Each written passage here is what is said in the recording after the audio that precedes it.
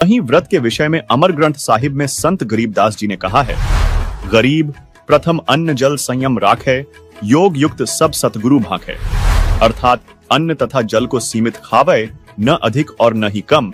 यह शास्त्र अनुकूल भक्ति साधना है। साथ ही अमर ग्रंथ साहिब के पारख के अंग में लिखा है, तीर्थ व्रत करे जो प्राणी, तिनकी छूटत है नहीं खानी। ये 14 नौमी 12 व्रतम, जिनसे जम जोरा नहीं डरतम। कर एकादशी संजम सोई, करवा चौथ गदेरी होई। 8 साते करे कंदूरी, सो तो बने नीच घर सूरी।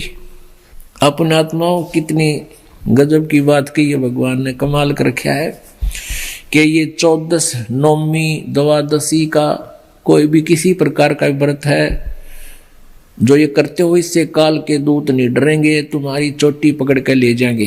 ये साधना ठीक नहीं। करें एकादशी संजम सोई, करवा चौथ गदेरी होई। होय होय। एकादशी का व्रत रखने वाले और करवा चौथ का व्रत रखने वाली बहन बेटियां कहते हैं ये अगले जन्म में गधी की योनि में जाएंगी। अब करवा चौथ के है बता।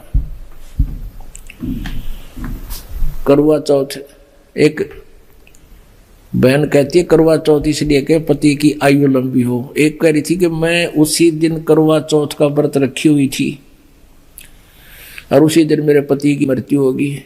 इस करवा चौथ ने कति ढाल नहीं अड़ाई। और फिर सद्भक्ति ना करने से कहते हैं अगले जन्म में फिर पशु योनियों में जाऊंगी। आन धर्म जो मन बसे, कोई करो नर नार। गरीबदास जिंदा कहे वो जासी यम द्वार। आन धर्म जो मन बसे, आन धर्म धर्म में धार्मिक पूजाएं, एक परमेश्वर को छोड़कर जो और साधनाएं मन में बसाए बैठे हैं, चाहे कोई करो नर नार, स्त्री करो चाहे पुरुष करो। गरीबदास जी कह रहे हैं परमात्मा जिंदा रूप में धर्मदास जी को कह रहे हैं वो जागा काल के द्वार, यम द्वार, नरक में जाओगा।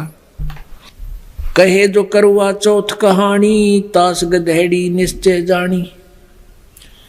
अब करवा चौथ को जो कहानी सुनाते हैं ना, कई अनपढ़ माई रखा करती व्रत करवा चौथ का रखते हैं अभी, लेकिन हमारे भक्त नहीं रखते।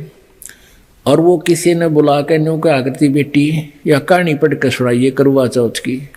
अब परमात्मा कहते हैं जो करवा चौथ का व्रत रखे वह भी गधी बने, और जो उसने कहानी सुनाओगी वह भी उसी कैटेगरी में होगी।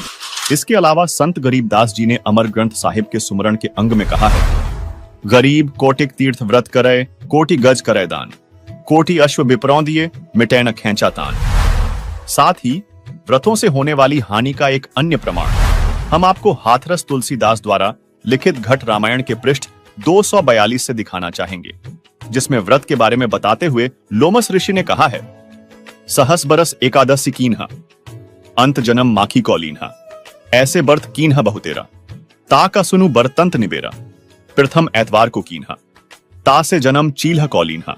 मंगल बहुविधि बरत रहाई, ता से जन्म सुवर कौ पाई। अरु पुनि बरत तीज को कीन्हा, कूकर जन्म ताही से लीन्हा।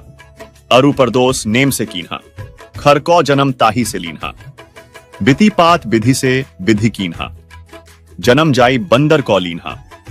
नौमी बरत अष्टमी कीन्हा, तासे जन्म मूस कौ लीन्हा। अरु अनंत 14 पुनि कीन्हा, तासे जन्म ऊंट कौ लीन्हा। और चतुर्थी बरत बखाना, तासे जन्म भैंस का जाना। और बरत करे झार बनाई, पुनि मुक्ति हमने नहीं पाई। इन वाणियों का अनुवाद भी पढ़ें, जिसमें स्पष्ट लिखा है कि 1000 वर्षों तक एकादशी का व्रत किया और अंत में मक्खी का जन्म लिया। इसी प्रकार अनेक बार अनेक व्रतों को किया, उनका तुम वृत्तांत सुनो।